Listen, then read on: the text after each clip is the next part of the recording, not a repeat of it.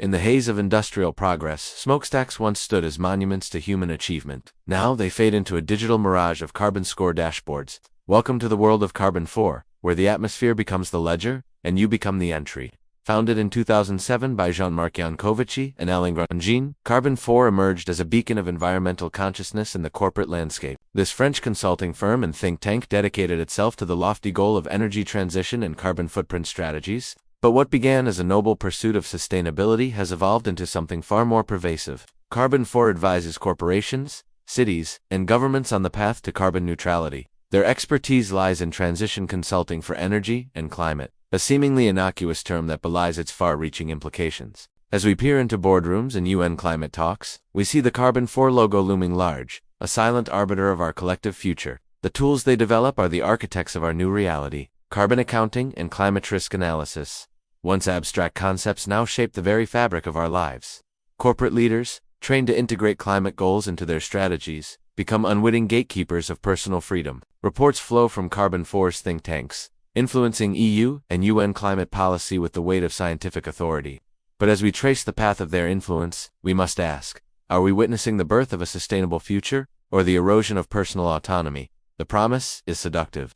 A roadmap for net zero emissions, backed by science and aligned with the goals of business and government. It's a vision of harmony between human progress and planetary health. Yet, as we peel back the layers of this promise, a darker reality emerges. What begins as corporate accounting ends as personal rationing. The move towards carbon rationing looms on the horizon, casting long shadows over our daily choices: travel, food, consumption, all measured, all limited. The freedom to move, to eat, to live as we choose. Now quantified in grams of CO2, the carbon ID emerges as the new passport to existence, inextricably tied to our digital identity and spending habits. Every transaction, every movement, leaves a carbon footprint that's meticulously tracked and tallied. The atmosphere becomes the ledger, recording our every breath, our every choice. As we stand at this crossroads, echoes of history whisper warnings. The ration books of World War II, once a symbol of shared sacrifice, now reborn as energy quotas for a climate-stricken world. Social credit systems, once confined to dystopian novels, merge seamlessly with climate policy. Your worth, your rights, your very existence, all measured in your carbon score. In this brave new world, freedom is no longer an inalienable right, but a commodity to be earned through carbon frugality. Read over limit screens flash ominously, denying travel, restricting purchases. QR codes overlay every aspect of life, a constant reminder of our carbon constraints. The questions we must ask ourselves are stark and unsettling. Are we truly preparing for sustainability, or are we unwittingly constructing a system of programmable obedience? What happens when your carbon budget replaces your bank account as the primary measure of your worth and capabilities? As we navigate this uncertain future, the lines between environmental responsibility and personal liberty blur. Carbon becomes currency, and currency becomes control. The tools and strategies developed by firms like Carbon 4, while born of noble intentions, have the potential to reshape society in ways we may not have anticipated or desired. The science-driven approach to climate transition, once a beacon of hope, now casts long shadows of doubt. As business and government align on sustainability goals, we must question whether this alignment comes at the cost of individual autonomy. The roadmap to net zero emissions, so clear and compelling on paper, may lead us down a path of unintended consequences. In corporate boardrooms and international summits, decisions are made that ripple through our lives in profound ways. The Carbon 4 logo, omnipresent in these halls of power, becomes a symbol of this new order. But as we zoom out from these rarefied spaces, we see the impact on ordinary lives.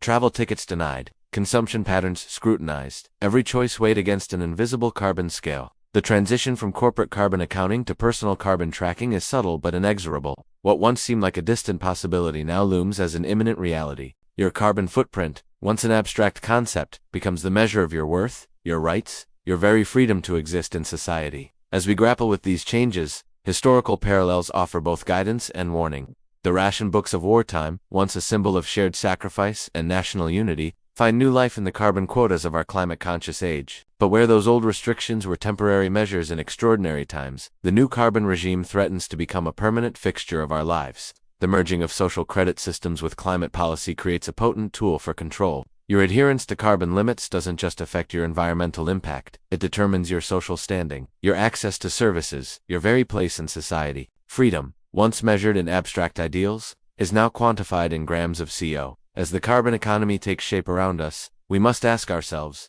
what are we gaining, and what are we losing? The promise of a sustainable future is compelling, But at what cost? Are we trading our personal autonomy for a greener world, or is there a way to achieve both? The tools and strategies developed by Carbon 4 and similar organizations are powerful instruments for change, but like all tools, their impact depends on how they are used. As we move forward, we must remain vigilant, questioning not just the goals of these initiatives, but their methods and their consequences. In this new world, where your freedom is measured in carbon, every choice becomes a statement. Every purchase, every journey, every meal, all are entries in the great atmospheric ledger. We are all accountable, but to whom? To what end? As we close this exploration, we're left with more questions than answers.